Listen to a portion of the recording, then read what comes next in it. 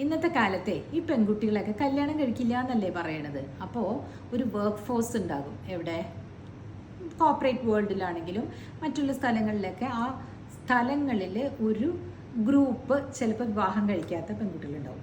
ഈ പെൺകുട്ടികളിൽ ചിലർ അതായത് മാനേജേഴ്സൊക്കെ ചിലപ്പോൾ എന്ത് ചെയ്യുന്നു വെച്ചാൽ അവരുടെ വയസ്സിനെ പറ്റി വന്ന് കുറ്റം പറഞ്ഞുകൊണ്ടിരിക്കും. അപ്പോൾ എന്ത് ചെയ്യണമെന്ന് വെച്ചാൽ ഈ പെൺകുട്ടികൾ സ്മാർട്ടാണ്.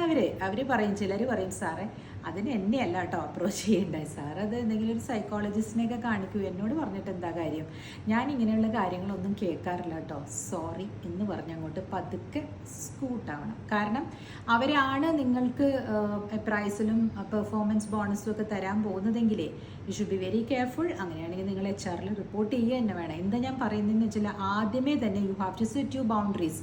അവർ പറഞ്ഞോട്ടെ, അയ്യോ ഞങ്ങൾ ജോലി പോവോ ചേച്ചി. ഒരാൾ എൻ്റെ അടുത്ത് DM-ൽ വന്ന് പറഞ്ഞു, ഞാനിത് കംപ്ലയിൻറ്റ് ചെയ്ത് കഴിഞ്ഞാൽ എൻ്റെ ജോലി പോകും. പിന്നെ ഇങ്ങനത്തെ ജോലിയൊക്കെ വെച്ചുകൊണ്ടിരിക്കുന്നത് എന്തിനാ? ആ കമ്പനിക്ക് നിങ്ങളെ ആവശ്യമുണ്ടെങ്കിൽ വെക്കും.